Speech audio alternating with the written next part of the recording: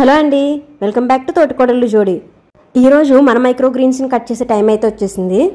నేను ఇంతకుముందు చూపించిన వీడియోలో కాకుండా ఇంకో 1 వీక్ తర్వాత అయితే మైక్రో గ్రీన్స్ అయితే కట్ చేశాను. గ్రోత్ అయితే చాలా బాగా వచ్చింది, కానీ మధ్య మధ్యలో పావురాలు అయితే వచ్చి వీటిని పాడు చేస్తున్నాయి. సో ఇక ఈ మైక్రో గ్రీన్స్లో వచ్చే బెనిఫిట్స్ అయితే మనకి మామూలుగా ఎదిగిన ఆకుకూరల్లో వచ్చే న్యూట్రిషన్ కన్నా కూడా ఈ మైక్రో గ్రీన్స్లో వచ్చే న్యూట్రిషనల్ వాల్యూస్ చాలా ఎక్కువగా ఉంటాయి. అంతేకాకుండా విటమిన్స్, మినరల్స్ ఇలా అన్నీ కూడా ఇందులో ఎక్కువ ఉంటాయి. అండ్ మన ఇంట్లోనే గ్రో చేసుకోవడానికి చాలా కన్వీనియంట్గా కూడా ఉంటాయి. జనరల్గా మనకి మైక్రో గ్రీన్స్ అంటే 1 ఇంచ్ నుంచి 3 ఇంచెస్ వచ్చే వరకు కూడా మైక్రో గ్రీన్స్ అవుతాయి. సో దాని తర్వాత వచ్చేటప్పటికి న్యూట్రిషన్ వాల్యూస్ అనేవి కొంచెం తగ్గుతూ ఉంటాయి. నేనైతే ఇవి 3 ఇంచ్ వచ్చిన తర్వాత కట్ చేశాను. చూసారు కదా, ఎంతైనా మన ఇంట్లో ఎలా గ్రో చేసుకుంటే హ్యాపీనెస్ వేరుంటుంది. సో కుదిరిన వాళ్ళు తప్పకుండా అయితే ట్రై చేయండి.